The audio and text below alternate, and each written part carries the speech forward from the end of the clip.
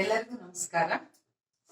ವಿಜ್ಞಾನ ಕ್ಷೇತ್ರದ ಮಹಿಳಾ ಸಾಧಕಿಯರು ಈ ವಿಡಿಯೋ ಸರಣಿಯಲ್ಲಿ 11ನೆಯ ಭಾಗವಾಗಿ ಅದಿತಿ ಪಂತ್ ಎನ್ನುವವರ ವಿಚಾರವನ್ನ ತಗೊಂಡಿದ್ದೀನಿ.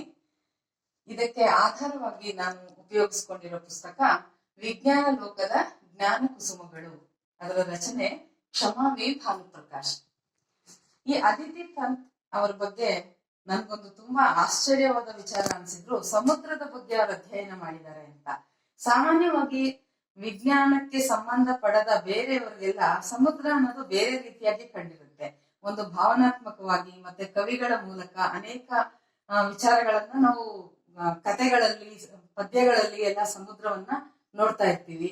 ಸೂರ್ಯ ಮುಳುಗೋದು ಹುಟ್ಟೋದು ಅಂತ ಅನ್ಕೊಳ್ತೀವಿ ಹೀಗೆ.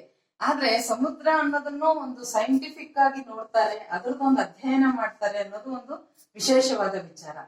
ಈ 1943 ವರ್ಷದಲ್ಲಿ ಆ ಕಾಲದಲ್ಲಿ ಹುಟ್ಟಿದ ಇವರು ಸಮುದ್ರದ ಬಗ್ಗೆ ಆಸಕ್ತಿ ತಳೆದು ಅಧ್ಯಯನ ಮಾಡಿದ್ದು ನನಗೆ ತುಂಬಾ ವಿಶೇಷ ಅನ್ನಿಸ್ತು.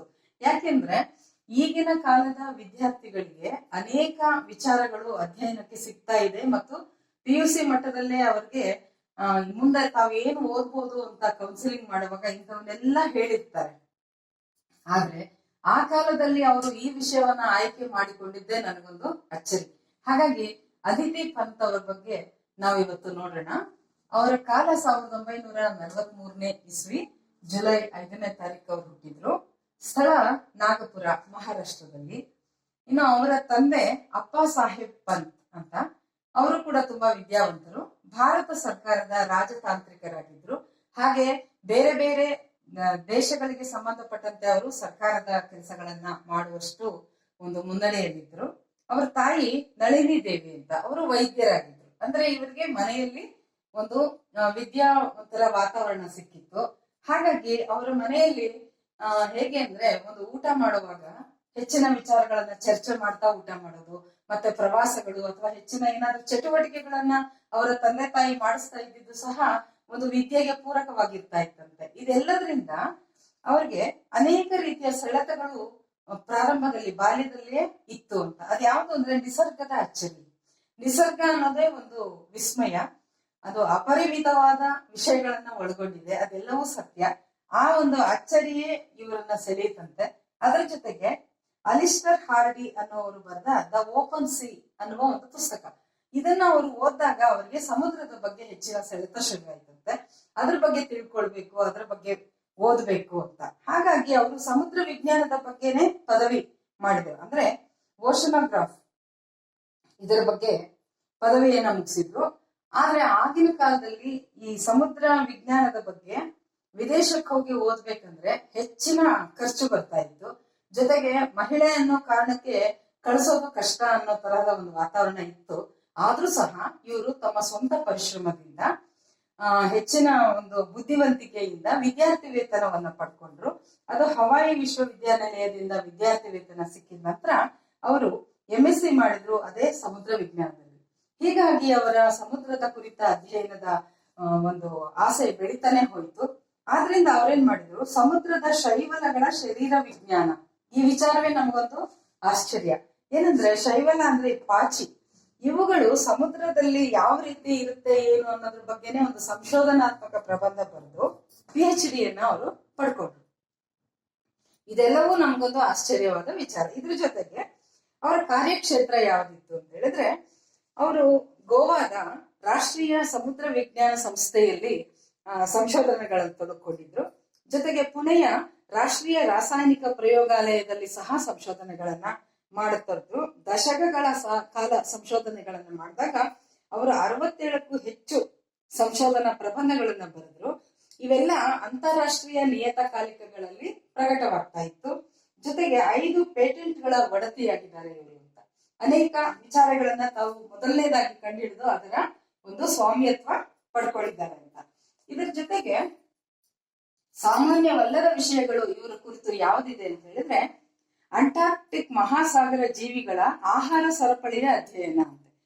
ಇದೇ ಒಂದು ವಿಶೇಷ. ಏನಂದ್ರೆ ಅಂಟಾರ್ಕ್ಟಿಕ್ ಮಹಾಸಾಗರ ಅಂದ್ರೆ, ಈಗ ನೋಡಿ ನಮ್ಮ ಪ್ರಪಂಚ ಏನಿದೆ, ಈ ಭೂಮಿಯಲ್ಲಿ ಖಂಡಗಳನ್ನಾಗಿ ಮಾಡಿದಾರಲ್ಲ 7, ಅದರಲ್ಲಿ ದಕ್ಷಿಣ ಭಾಗದಲ್ಲಿ ಕೊನೆಯಲ್ಲಿ ಇರುವಂತದ್ದು ಅಂಟಾರ್ಕ್ಟಿಕಾ ಖಂಡ. ಇದು ಸಂಪೂರ್ಣ ಹಿಮದಿಂದ ಆವೃತ. ಇಲ್ಲಿ ಯಾವುದೇ ಮನುಷ್ಯರಂತವರು ಬಾಳೋದಕ್ಕೆ ತುಂಬಾ ಕಷ್ಟವಾದಂತಹ ಭೂಮಿಯ ವಾತಾವರಣ ಇದೆ. ಅಂತ ಕಡೆ ಇರುವಂತಹ ಆ ಮಹಾಸಾಗರದಲ್ಲಿರುವ ಜೀವಿಗಳು ಯಾವ್ದಿದೆ ಅಂತಂದ್ರೆ ಅಲ್ಲಿ ಸಾಮಾನ್ಯವಾಗಿ ಪೆಂಗ್ವಿನ್, ವೇಲ್ ಮತ್ತು ಸೀಲ್ ಈ ತರದ ಪ್ರಾಣಿಗಳೇ ಇರೋದಷ್ಟೇನೆ. ಅವುಗಳ ಆಹಾರ ಸರಪಳಿ ಹೇಗಿದೆ, ಅವುಗಳ ಜೀವನ ವಿಧಾನ ಹೇಗಿದೆ ಅನ್ನೋದ್ರ ಅಧ್ಯಯನದಲ್ಲಿ ಅವ್ರು ತೊಡಕೊಂಡು ಅಲ್ಲೇ ಹೋದ್ರು. ಅದಕ್ಕೆ ಸಂಬಂಧಪಟ್ಟ ಇದನ್ನ ಅಧ್ಯಯನ ಮಾಡುವಾಗ ಅವ್ರಿಗೆ ಪೂರಕವಾಗಿ ಅವರು ಈ ವಿಷಯದ ಭೌತಿಕ ವೈಜ್ಞಾನಿಕ ವಿಚಾರಗಳು, ರಾಸಾಯನಿಕ ವೈಜ್ಞಾನಿಕ ವಿಚಾರಗಳು ಮತ್ತು ಅದರ ಜೀವ ವೈಜ್ಞಾನಿಕ ಮಾಹಿತಿಗಳನ್ನೆಲ್ಲ ಪಡೆದುಕೊಳ್ಳೋದಕ್ಕೆ ಅವರು ಅನೇಕ ರೀತಿಯ ಅಧ್ಯಯನದಲ್ಲಿ ತೊಡಕೊಂಡು ಸಂಶೋಧನೆಗಳನ್ನ ಮಾಡಿದ್ರು. ಅದರ ನಂತರ ಅವರು ನೋಡಿ ಸುದೀಪ್ ಸೇನ್ ಗುಪ್ತಾ ಅವರ ಜೊತೆಗೂಡಿ ಅಂಟಾರ್ಟಿಕಾದಲ್ಲಿ 4 ತಿಂಗಳ ವಾಸ ಅಲ್ಲೇ ಹೋಗಿ ಇದ್ದು ಇವುಗಳ ಬಗ್ಗೆ ಅಧ್ಯಯನ ಮಾಡಿದ್ರು. ಇದು ಭಾರತದ ಮೊದಲ ಮಹಿಳೆ ಈ ರೀತಿ ಅವರು ಅಲ್ಲಿ ಹೋಗಿದ್ದು. ಅಲ್ಲಿ ಎಷ್ಟಿರ್ತಿತ್ತು ಅಂದ್ರೆ -53°C ಇದಿರ್ತಿತ್ತಂತೆ ಶೀತ. ಅದ್ರಲ್ಲಿ ಅವ್ರು ಹೇಗಿರ್ಬೇಕು, ಸಾಮಾನ್ಯವಾದಂತ ಮನುಷ್ಯರಿಗೆ ಇದು ಸಾಧ್ಯವೇ ಇಲ್ಲದ್ದು. ಮನೋಬಲ ಅನ್ನೋದು ಹೆಚ್ಚಾಗಿದ್ರೆ ಮಾತ್ರ ಆ ಶೀತವನ್ನು ಅವ್ರು ತಡ್ಕೊಂಡು ಅಲ್ಲಿ ಬಾಳೋದಕ್ಕೆ ಸಾಧ್ಯ ಆಗಿದೆ ಅನ್ನೋದಕ್ಕೆ ಒಂದು ಉದಾಹರಣೆ. ಹೀಗೆ ಅವರು ಸಂಗ್ರಹಿಸಿದ ವಿಚಾರಗಳೆಲ್ಲ ಎಷ್ಟಿತ್ತು ಅಂದ್ರೆ ಅದ್ಭುತವೆನಿಸುವ ಮಾಹಿತಿಗಳ ಕಣಜವನ್ನೇ ಇವ್ರು ತಂದುಕೊಟ್ರು ಅಂತ ಒಂದು ವಿಜ್ಞಾನ ಲೋಕದಲ್ಲಿ ಇವ್ರ ಬಗ್ಗೆ ಮಾತಿದೆ. ಸಮುದ್ರ ವಿಜ್ಞಾನಕ್ಕೆ ಸಂಬಂಧಪಟ್ಟ ಹಾಗೆ ಅದ್ಭುತ ವಿಚಾರಗಳನ್ನ ಅವರು ಕಂಡುಹಿಡಿದ್ರು, ನಮಗೆ ಈಗ ಒದಗಿಸ್ಕೊಟ್ಟಿದ್ದಾರೆ. ಇದಲ್ಲದೆ ಈ ಅಂಟಾರ್ಟಿಕಾದಲ್ಲಿ ದಕ್ಷಿಣ ಗಂಗೋತ್ರಿ ಅನ್ನುವ ಒಂದು ನಿರ್ಮಾಣ ಮಾಡಿ ಬಂದಿದ್ದಾರೆ ಇವರು. ಏನದು ಅಂದ್ರೆ ಭಾರತೀಯ ವೈಜ್ಞಾನಿಕ ಸಂಶೋಧನಾ ನೆಲೆ ಅಲ್ಲಿ ಮಾಡ್ತಾರೆ. ಅಂದ್ರೆ ಈ ಅಂಟಾರ್ಟಿಕಾದಲ್ಲಿ ಮನುಷ್ಯರು ವಾಸ ಮಾಡಕ್ ಆಗದೆ ಇದ್ರು ಅಲ್ಲಿ 18 ರಾಷ್ಟ್ರಗಳವರು ಅಲ್ಲಿ ಸಂಶೋಧನೆ ಮಾಡೋದಿಕ್ಕೆ ಅಲ್ಲಿ ಒಂದು ಒಪ್ಪಂದಗಳು ನಡೆದಿದೆ. ಅದರಲ್ಲಿ ನಮ್ಮ ಭಾರತದಿಂದ ಯಾವುದೂ ಇರ್ಲಿಲ್ಲ, ಅಲ್ಲಿ ಯಾವುದು ವೈಜ್ಞಾನಿಕ ಸಂಶೋಧನಾ ನೆಲೆ ಇರ್ಲಿಲ್ಲ. ಅದನ್ನ ಈ ಅದಿತಿ ಪಂತ್ ಅವರು ದಕ್ಷಿಣ ಗಂಗೋತ್ರಿ ಅಂತ ಅಲ್ಲಿ ನಿರ್ಮಾಣ ಮಾಡಿದ್ರು ಮೊದಲನೇದಾಗಿ. ಇದು ಅವರ ಒಂದು ಹೆಚ್ಚುಗಾರಿಕೆ. ಅಂಟಾರ್ಟಿಕಾದಲ್ಲಿ ಇವರು ಮಾಡಿದ್ರು. ಅಲ್ಲಿಗೆ ಆ ನಂತರ ಇವ್ರು ಹೋಗಿ ಬಂದ ನಂತರ ಅನೇಕ ವಿಜ್ಞಾನಿಗಳ ತಂಡ ಅಲ್ಲಿ ಅಧ್ಯಯನಕ್ಕೆ ಹೋಗುವಾಗ ಇವರು ಮಾರ್ಗದರ್ಶಕರಾಗಿದ್ರು.